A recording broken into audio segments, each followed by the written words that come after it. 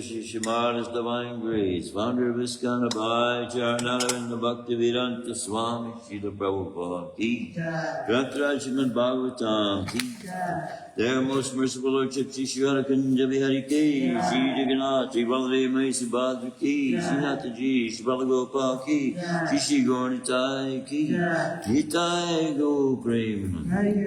All glories to the assembly. All glories to the assembly. All glories to the assembly. All glories to the Lotus feet of Shri Guru and Shri Gauranga. Om Namo Bhagavate Vasudevaya. Om Namo Bhagavate Vasudevaya. Om Namo Bhagavate Vasudevaya.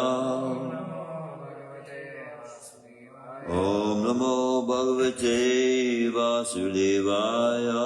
Om Namo Bhagavate Vasudevaya. Narayanam Namaskritya Naram Chaiva Narottamam Devim Saraswatim Vyasam Tato Jayamudire Nasta Prayasya Bhadreshu Nityam Bhagavata Sevaya Bhagavati Uttama Shloke Bhaktir Bhagavati Naistaki. Reading from Śrīmad-Bhāgavatam, Canto 1, Chapter 15, Text 10. The chapter is entitled The Pandavas Retire Timely. Patnyas Savadimaka Kipta Mahabhisheka Patnyas Tavadimaka Kripta Mahabhisheka Slagishta Charu Kabaram Itavai Sabayam Slagishta Charu Kabaram Kitavai Sabayam Slagishta Charu Kabaram Kitavai Sabayam Sprishtam Vikirya Padayo Patitashru Mukhya Sprishtam Vikirya Padayo Patitashru Mukhya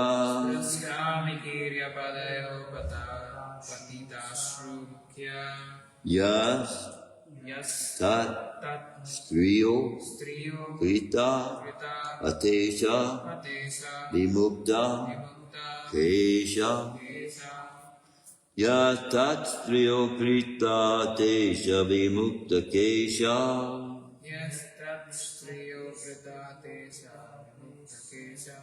Does not someone have a better cadence than what I'm using here?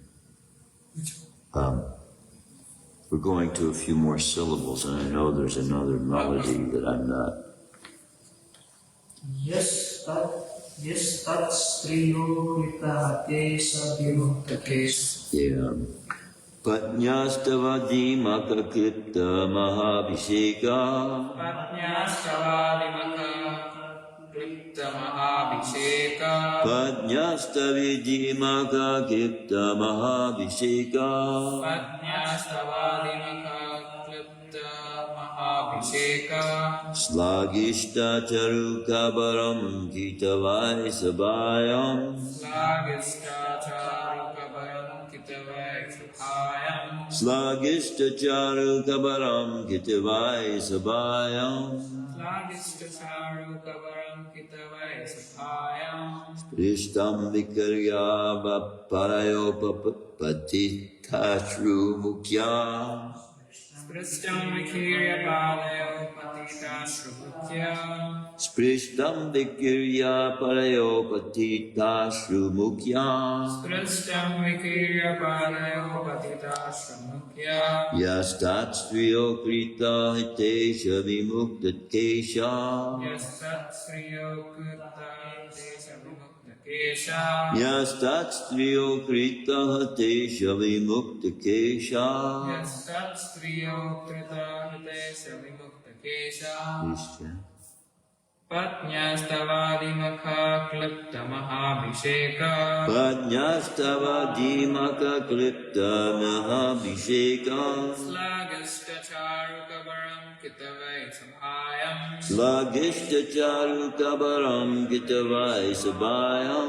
Sprishtam Vikirya Palayo Patitashru Mukhya. Sprishtam Vikirya Parayo Patitashru Mukhya. Yastat Striyo Krita Hatesha Vimukta Kesha. Yastat Striyo Krita Tesha Vimukta Kesha.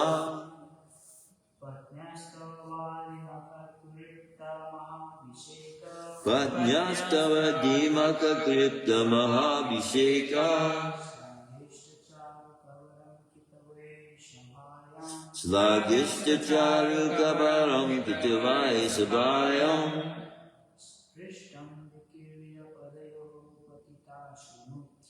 Sprishtam Vikirya Parayo Patitashru Mukhya.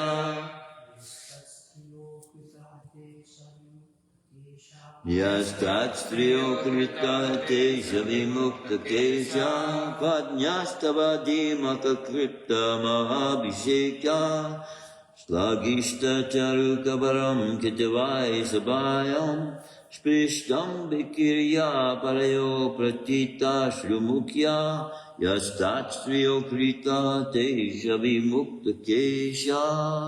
Patnya of the wife. Tava, your.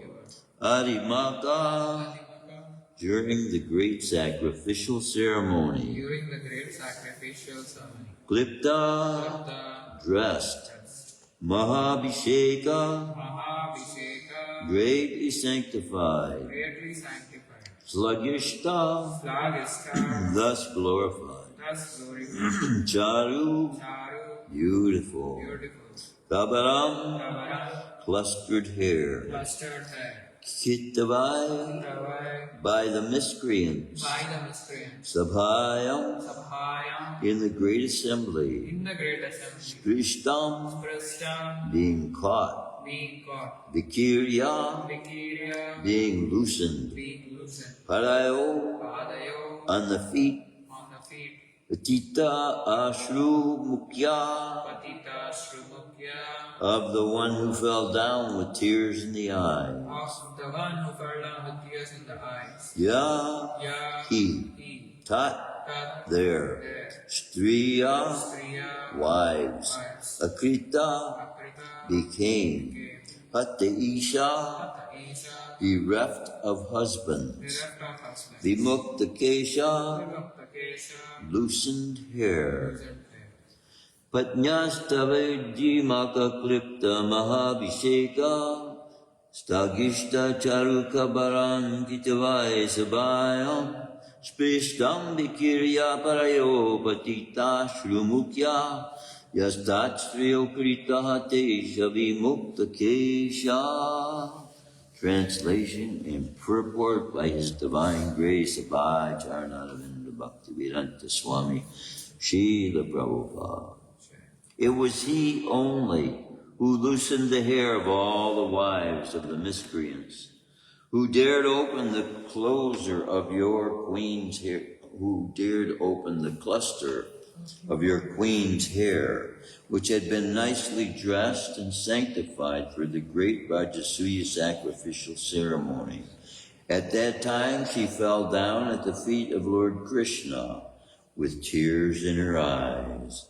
Please repeat. It was He only It was He only who loosened the hair who loosened the hair of all the wives of all the wives of the miscreants, of the miscreants, who dared open the cluster of your queen's hair, who dared open the cluster of your queen's hair, which had been nicely dressed which had been nicely dressed, and sanctified for the great Rajasuya sacrificial ceremony. for the great Draupadī, which had been nicely dressed and sanctified for the great prayer.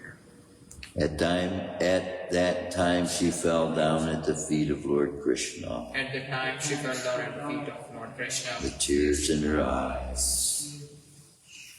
It was He only who loosened the hair of all the wives of the miscreants, who dared open the cluster of your queen's hair, which had been nicely dressed and sanctified for the great Rajasuya sacrificial ceremony. At that time she fell down at the feet of Lord Kṛṣṇa with tears in her eyes. Purport. Queen Draupadī had a beautiful bunch of hair which was sanctified in the ceremonial function of Rajasuya Yajna.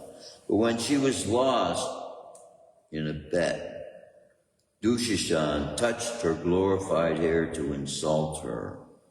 Draupadī then fell down at the lotus feet of Lord Kṛṣṇa, and Lord Kṛṣṇa decided that all the wives of Dushishan and company should have their hair loosened as a result of the battle of Kuruksetra. Thus, after the battle of Kuruksetra, after all the sons and grandsons of Dhritarashtra died in battle, all the wives of the family were obliged to loosen their hair as widows. In other words, all the wives of the Kuru family became widows because of Dushishan's insulting a great devotee of the Lord. The Lord can tolerate insults upon Himself by any miscreant, because the Father tolerates even insults from the Son, but He never tolerates insults upon His devotees. By insulting a great soul, one has to forego all the results of pious acts and benedictions also. Om Jnana-timirandasya Gnanjana Shalakaya Chakshusunmilitam Yena Tasmai Shri Gurave Namaha. So even those things that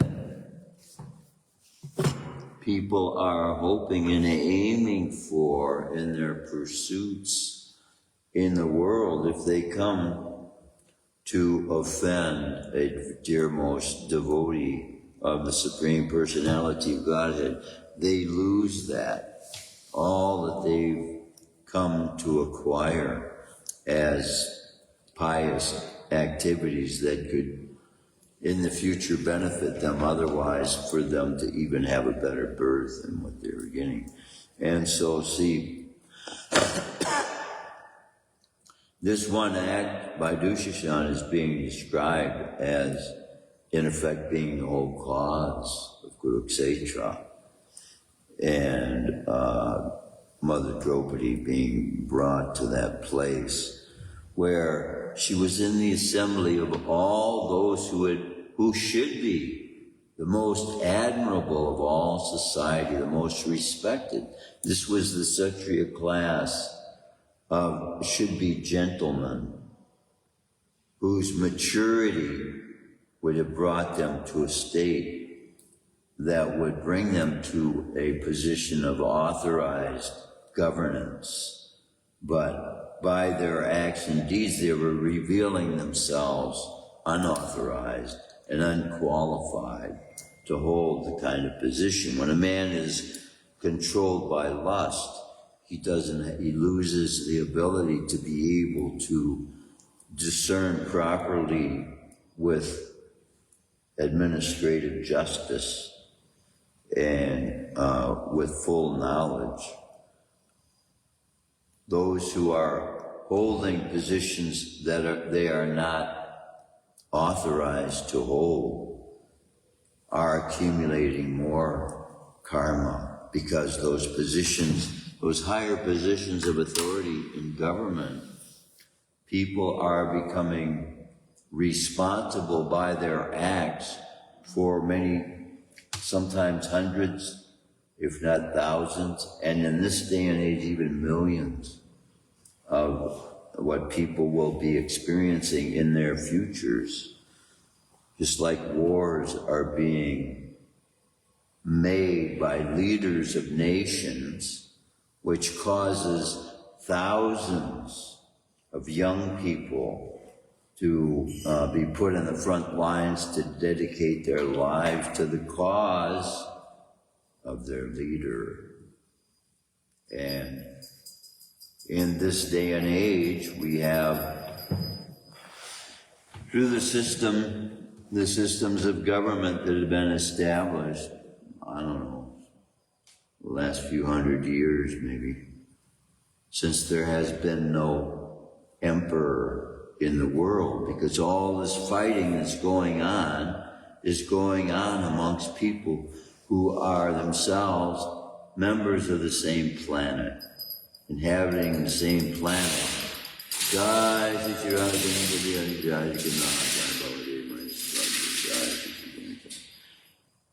As members of the same planet, they should have common to do with their labors and their efforts, make this planet a better place than it was when they came here. But all these wars, these destructive forces that are being created by human beings are doing no good for the earth. And when the majority of mankind has involved himself in activities that are not beneficial for humanity, then humanity is going to suffer. And because this has been going on for so long, the suffering we are presently experiencing in the forms of imperfections in our productions of foods, imperfections of our practices of medicine, imperfections in our administration of justice and government. And these imperfections, when allowed to accumulate year after year after year, the same way pious activities will accumulate imperfections unattended to. If they are immediately tended to, they don't get out of hand. But what has happened in society now over hundreds and hundreds of years, what is believed to have been normal and taken for normal, the administrative means of representing people and having justice enacted in a system that is currently non-functional. It's not functioning the way human beings are supposed to be able to function in a united way. The entire earth is one family, one body, and it's supposed to be one people, under one Father of all. Because one group has a name for him, one group says he doesn't exist, another group says no, his name is something else. Everybody's fighting. They're fighting over principles that for the most part, when it is in fact the rulers' differences in the rulers, when the working class are out there fighting the wars, some of them learn that they're both sides are there for the same reason. They're fighting for the cause of their leader, even though they don't have any say-so over the relationships between countries. But for the most part, people that are taking part in wars are the people who would otherwise be taking part in providing food for their families, and putting shelter over their families and these things, which they also have to do in most cases. But without a father being home to help raise the family, then this weakens back at home what structure there is. Many times men will come home and find that they've lost their family, they've lost their wives. People have been separated so long they can't bear separation. Ultimately, our dissatisfaction with this world is the fact that we are in separation from the Supreme, from whose dwelling perfection is. And as we develop in our lives the ideals we have in our minds of what perfection is, we need to be finding ways to be able to apply the knowledge we have gained through our lives to society in order for society to be bettered off, so to speak, enhanced, enlightened, educated, uplifted, brought to a better understanding of right and wrong. I'm realizing with this Bhagavatam being described by Śrīla Prabhupāda as being the law books for the next 10,000 years. Here we have a verse revealing by a culture that is believed by most people to be a patriarchal culture, meaning that is mostly controlled by men's ideas, men's activities in government, men's control and men's say-so, right? This is what the ancient scriptures lead a lot of people to believe. But here in this verse, we are seeing brought out that an act which in this day and age is thought of as just something that people do in passing. Dushyasana grabbed Draupadi's hair, grabbed her hair, and by that act, it was considered by Kṛṣṇa. See, without knowing, everything is being done by Krishna's standards. Everybody is going about their life, living their lives as if they know right from wrong. They've been taught from childhood by their parents what is right, what is wrong. But there are certain acts in the mind of God, in the mind of Krishna, which the suggestive name of the Hare Krishna movement, the International Society for Krishna Consciousness, the suggestion in the name is that we have to change the way we think. We have to develop a way of thinking that is completely removed from, in order to free those who are controlled by the modes of material energy.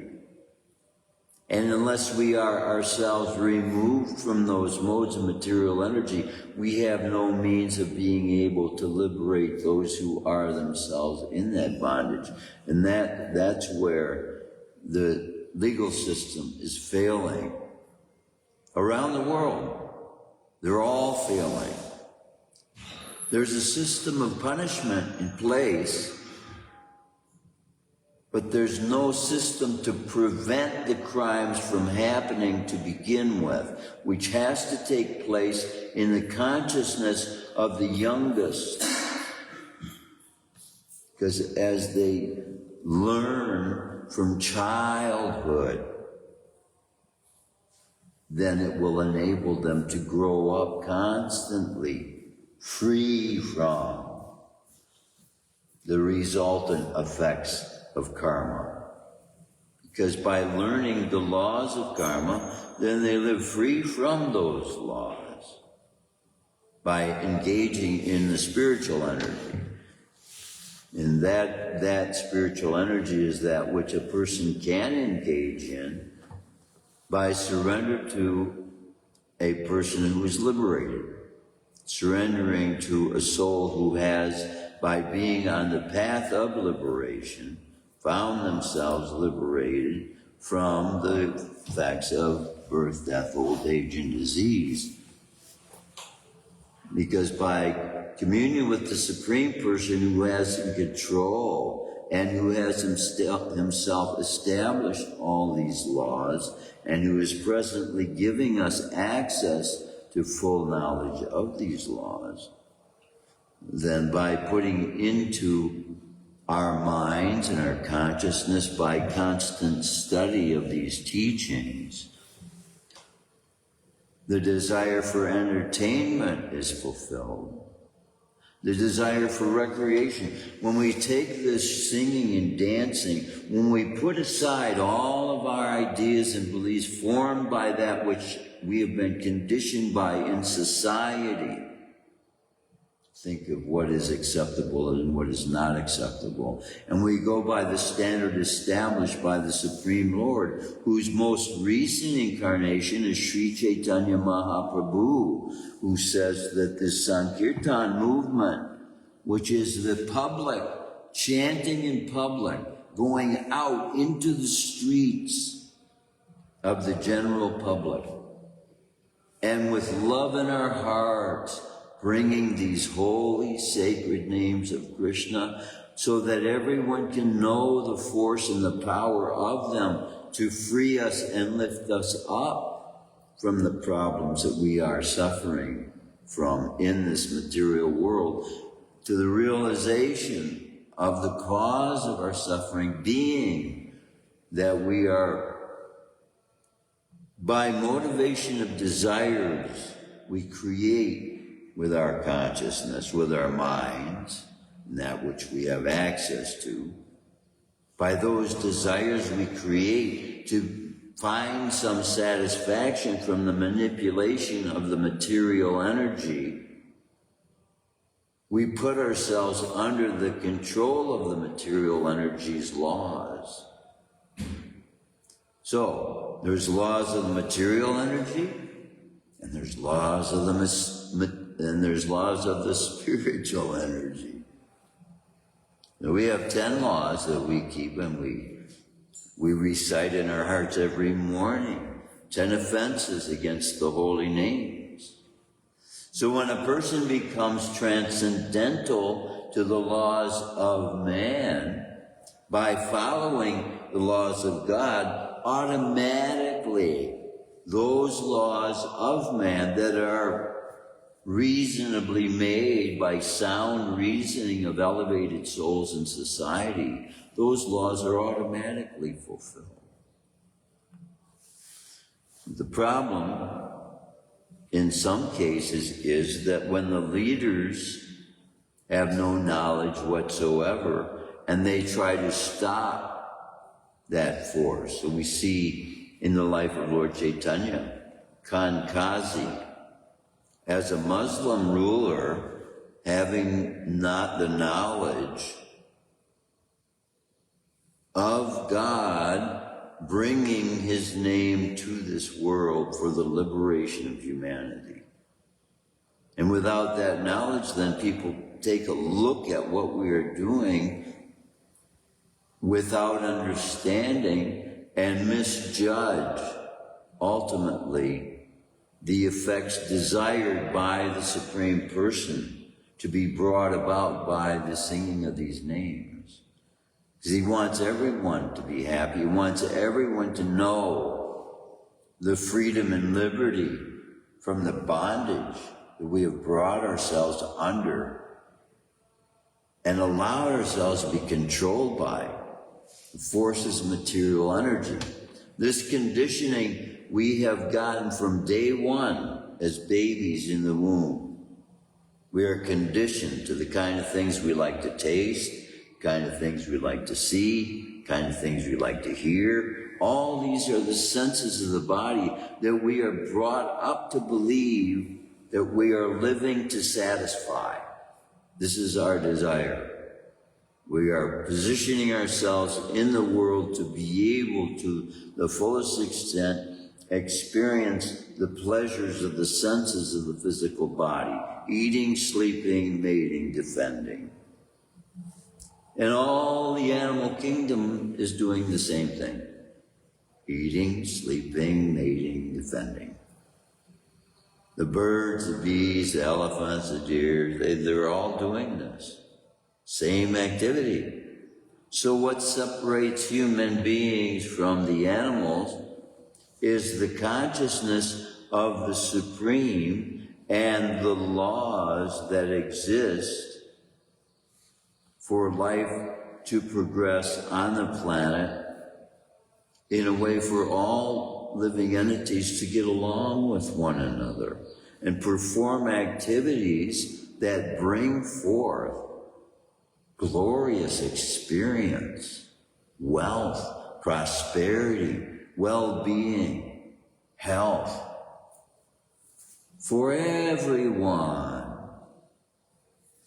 And the way to do this is by changing the way we think, the way we think about others, the way we think about ourselves, the way we think about the purpose of life, the way we think about our contribution to the world, and what responsibility we have with what talents we do develop in this world, in how to develop talents related to that which gives the living entity the supreme pleasure. When we're out there singing and dancing, some people are out there playing games, playing football, playing baseball, basketball, hockey, all these things. But in comparison, the physical activity is there for the benefit of the well-being of the physical body. The camaraderie is there. We've got one another as friends. But the end result, when the audience is yelling and screaming and cheering about a score being made, it is a totally different result of that which the souls engaged in this Sankirtan movement are happy about.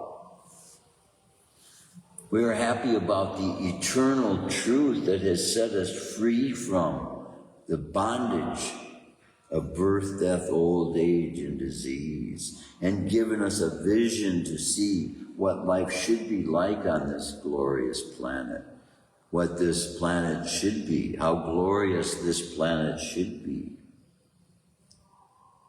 And with a hope for the future of mankind, we take upon us this prayer, Hare Krishna, Krishna Krishna, Hare Hare, Hare Rama, Rama Rama, Hare Hare. Oh, glorious energy of the Supreme Personality of Godhead, who is all loving, all powerful, all giving to mankind that which mankind needs most. Humankind needs most. Love of God, love of the things that bring mankind to his highest experience. That is presence of God. That is what makes life worth living. Because at every moment it's an increasing, pleasurably experience that has no comparison with any involvement that we have had with the material energy that brought us into bondage. Because the more we develop these patterns in our minds as being all that there is for us to do, eating, sleeping, mating, defending, then the powers that be are made such that our desires become fulfilled. And they get fulfilled with us having to pay the debt owed for us to experience, just like when you walk into a store. In order for you to take from the store anything and call it yours, you have to prove to the person who has it in their possession now that you did some labor in this world to gain the possession. So you did something beneficial for the people of the planet that now enables you to gain use of something that the planet itself has produced. This is the exchange going on. We call sales. But where does the earth get the benefit from in these exchanges we have with one another? And what to speak of? We take everything from the earth as though it's ours to take. And in most cases, unless a person is on a spiritual path, there's no recognition whatsoever of that being given to us as a privilege. No, it's a right. Human beings are thinking of all these acts that they are engaging in as their right. They have a right to own the earth. They have a right to say whatever they want. They have a right to do whatever they want, believe whatever. But in reality, all these things we are calling, quote unquote, rights, if they are not taken part in with proper guidance, they will lead us right into the destruction of our own lives and right back into the same situation we are in right now. Because it is that desire for those things that has brought us into this situation we are in, subject to death. We have to remember, this is not a playhouse. This is not a place of enjoyment, which we are trying to make it. And in so doing, it brings forgetfulness. We don't want to remember why we're here because we're guilty. We're guilty of something so offensive in the eyes of God that it requires us to experience a temporary situation for a very short, what seems to us to be a long period of time. 100 years seems like a long time. I'm on my 76th And still, in my mind, it doesn't seem as though there should be any more or less days in front of me than there was the day I was born. Why? If I have purpose, if I have reason for being, then why death? If God is in control of everything and He gives me purpose for reason for living, purpose for being, then why death? Death is because I have been guilty. Now, God Himself, the Supreme Person, and we name Him with so many names, and Vedas reveal He is worthy of so many names because He has so many superior qualities to that which we as individuals are able to even come to the level of in our lives. But He has a favorite name, Krishna. That means He's all attractive. And so, rather than taking for granted that perspective being given by followers of other faiths, other beliefs than what I am having myself, speaking as an individual to everyone, I have to seek out myself. If every civilization in the world that we have record of ever existing has an account of a supreme being who is in absolute control of absolutely everything, every civilization has the account of the supreme power that is.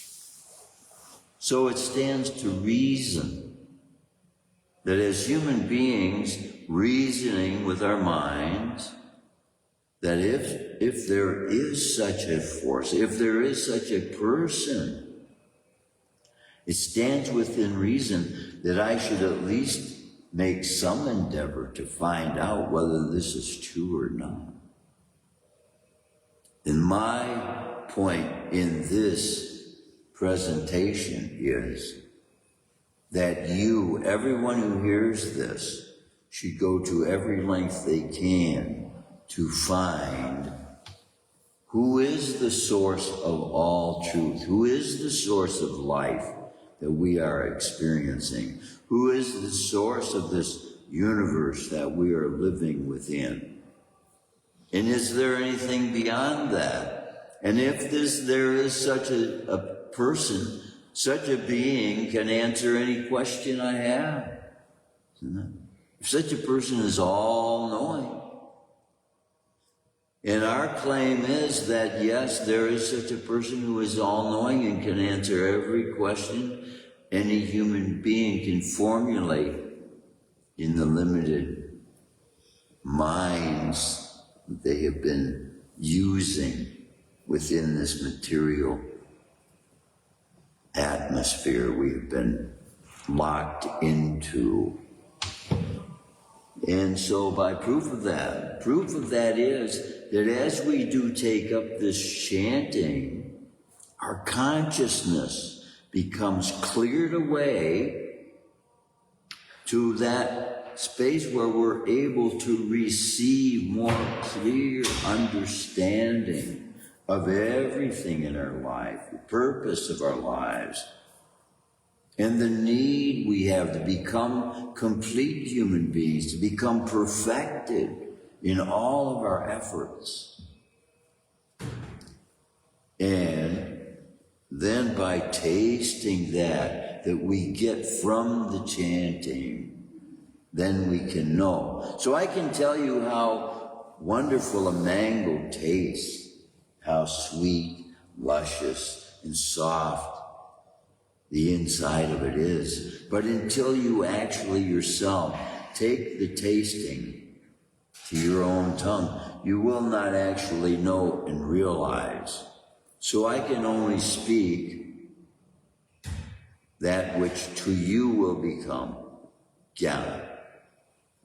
But as you apply it, then it becomes applied knowledge. Experience. This is what experience is, applied knowledge.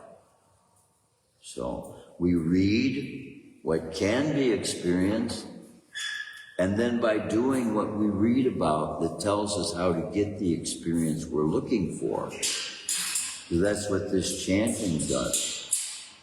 This chanting enables us to be able to develop the control of the mind, thereby the mind being free to be able to receive higher experience of consciousness. Because it's Krishna consciousness is the highest consciousness there is. And so we can put many labels on things we need to do with the mind. Purify it, cleanse it, sanctify it. But ultimately, the force that is giving us the ability to experience what we want from all these religious activities that we engage in, the experience is consciousness.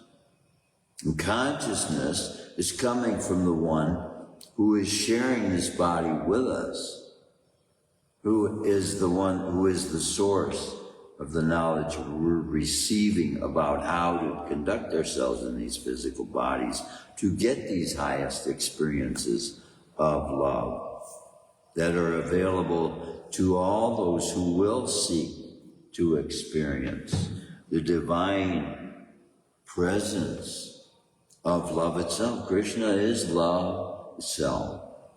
And so his presence brings with it everything that is contained in love. So love is the fulfillment of everything we long for. But we give it different names. And our minds conceive of different forms that love can take. But ultimately, all these forms that we're seeing with these eyes, all these sounds we're hearing from the ears, are all originating in the original person, from the original person. And it is when we will hear that sound that we will come to realize the superiority of that. And we get moved by the consciousness that Krishna is in this body by when he shares that with us, when he shares that experience with us that we can't know by any other way, which is what he is saying. Kalo nastyeva, nastyeva, nastyeva. He repeats it 3 times. There's no other way, there's no other way, there's no other way in this age of Kali. There are other ways in other ages which people are trying to adapt to now because of a lack of knowledge. That because of the kind of bodies we have in this age, we are now subject to the lowest forms of human that have been in history. In such a yuga, they're born at perfect age. They're 50 feet tall in such a yuga. People live in a body 50 feet tall. And so their experiences, what we eat as a meal might seem to them as an appetizer or the equivalent of a grape or an apple or something. And that's our whole meal for us. Now see, in comparison with us, the life we're experiencing, we look at lower forms of life. Take, for example, the bee collects all this nectar. But what is its meal for a whole day? Not even a cup of nectar, not even a half a cup. They live off of the fruit and the juice of flowers. These bees do. Now I'm coming to find out human beings have been involved in the production of honey with bees, using bees for hundreds, probably thousands, if not millions of years, right? But now, and it brings to mind the statement in the Bible, love of money is the root of all evil. And what people are doing is, they say that what they are producing is one thing, but then they produce something totally different. And so, with that, that would normally be, that which would normally be of a healing nature, has no healing qualities whatsoever. So it's the same way with our medicine.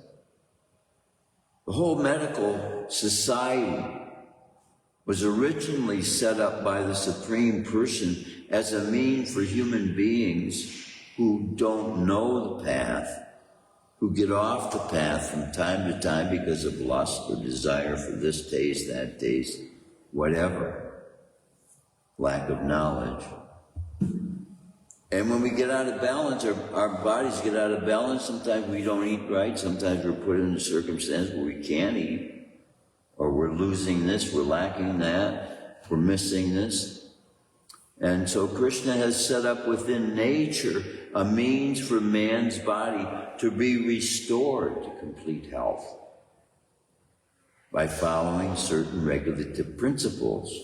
And to keep us within health, he also gives us a diet directed by him himself. And if we follow those precepts as guided and directed by his servants, which is Mother Draupadi's quality here brought out by Krishna as that which was why. There were many women probably on the planet being made ashamed by other men, but none brought out to the extent that Mother Draupadi was, because of how close she is to Krishna. And that love for Krishna is what moved Krishna to let her sari just endlessly come also. And nobody could, because of her chasteness, the chasteness of her heart, the love in her heart for Krishna's principles and his love. And this is also included in her prayers. So anybody that takes to this process of Krishna consciousness, who has already formulated in their experience of life a process for praying, process for making requests to God, process for sharing their experiences with people, it will come by applying these precepts of Krishna consciousness, eating only sanctified holy foods. Our consciousness becomes so clean and pure that our experience of life becomes complete and satisfying. We just want to give it to everyone. We want everyone to have what we have. We don't want to benefit unnecessarily by the efforts of those. See, people work hard just to exist. And when they find themselves ill or lacking, when they look for aid in anyone's reasonable way of thinking, those who are promoting themselves as being an aid, and especially in dire need, then they should be providing what they're saying they're providing. Why waste the time of other human beings because you're interested in building yourself a wealth based on the foolishness of others? If you build wealth based on the foolishness of others, it is the revelation of your own foolishness. That's what you will gain. You act the fool, you'll become the fool, and you get the fool's reward. Foolishness is the fool's reward. Wisdom and the ability to apply it is the reward of those who seek it. So we should seek wisdom and understanding in everything that we do. And then our purpose in life will become more clear. And then our experience of life will become more satisfying. And then we won't look to disturbing other people, other nations, other countries, other families, other neighborhoods with all of our life's deeds. But we will be beneficial to those, all those we come in contact with. We will have something to give. And if everybody is in the mood of giving, where will there be lack? Everybody's giving to everybody else.